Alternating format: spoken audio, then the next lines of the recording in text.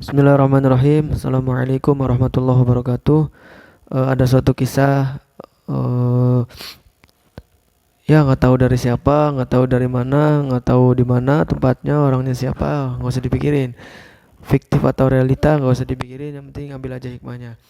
Kisahnya itu dalam suatu keluarga, ada seorang anak yang kuliah. Wah, kuliahnya sampai S3, bahkan kalau ada S4 mah S4 dia teh. Cuman karena nggak ada S4 jadi berhenti weh di S3. Semangat belajarnya teh. Wah, orang tuanya juga mampu dibiayain sampai S3. Bahkan terakhir pas lulus S3 teh, nanti mau bikin sendiri aja lah. Cenah di Indonesia dibikin S4 katanya. Dia pertama lulusan S4, gelarnya nggak tahu apa, di atas doktor meren apa, meren profesor apa, lebih tinggi meren. Nah, dia tuh rajin belajar.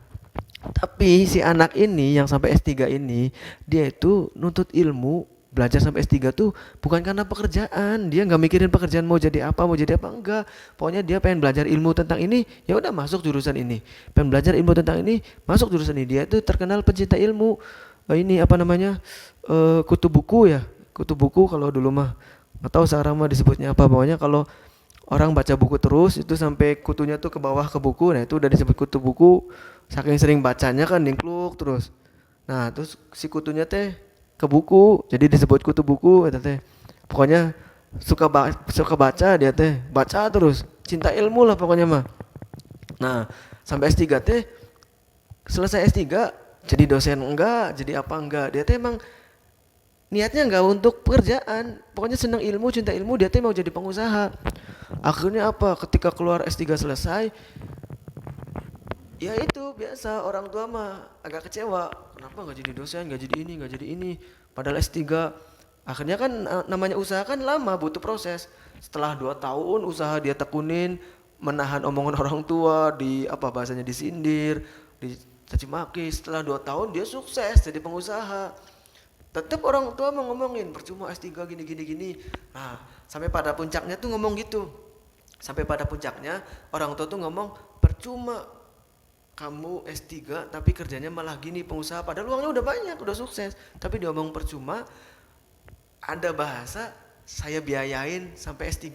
Nah, ketika itu mungkin wajar ya, sang anak mungkin udah lama diomongin terus sakit hati, akhirnya spontan dia, bukan karena apa ya, ya spontan aja nggak sadar. Akhirnya dia kasih uang, kalau nggak salah waktu itu berapa ratus juta gitu, berapa ratus juta dikasih nih biaya sekolah dari SD sampai S3. Kata dia, kalau memang dianggap percuma ngebiayain saya sekolah, saya kembalikan uangnya. Ini bukan ngebalas jasa orang tua, saya tahu orang tua nggak bisa dibalas jasanya, tapi ini hanya membayar ganti percumanya ngebiayain sekolah katanya. Saking udah sakit hatinya, wajar ya. Setelah digituin malah dua-duanya sadar, orang tuanya nangis, sadar, minta maaf segala macam, akhirnya baik lagi. Uangnya nggak tahu itu buat siapa uangnya ya. Mungkin kalau waktu itu ada apa namanya, ada maling, buat maling mungkin ya. Mungkin nggak tahu uangnya itu buat jalan-jalan kayak buat apa, yang jelas nggak jadi pokoknya mah. Kisah uangnya mah nggak diceritain, tuh udah nggak tahu pokoknya mah. Kalau tahu mah mungkin bisa diambil ya uangnya. Nah, jadi gara-gara itu jadi sadar, dua-duanya malah sedih, nangis semua, maaf, minta maaf segala macam. Jadi kadang orang tua tuh nggak sadar ya, ketika udah mengucapkan kata-kata kadang menyakitkan hati anak, nanti anak tuh saking nggak tahannya, udah lama meren, udah sering dipendem-pendem, keluarlah seperti itu. Makanya semuanya hati-hati aja lah, semuanya hati-hati. Jadi ada kisahnya sampai gitu. Jadi karena ada bahasa percuma kamu S3 malah jadi pengusaha, nggak jadi orang besar, pejabat tinggi lah apa gitu, percuma saya biayain. Nah, ketika itu kan wajar ya, dia punya uang, terus mungkin dia lagi capek lagi apa, langsung dibayar nih, ini uang biaya dari SD sampai kuliah, saya balikin sampai S3, bahkan kalau ada S4 saya balikin lagi uangnya. Nah gitu katanya.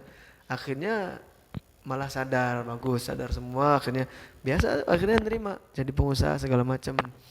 Nah itu intinya ya. Jadi terjadi seperti ini tuh lah di masyarakat itu. Makanya kata-kata bahayalah. Allahu a'lam bishawab. Assalamualaikum warahmatullahi wabarakatuh.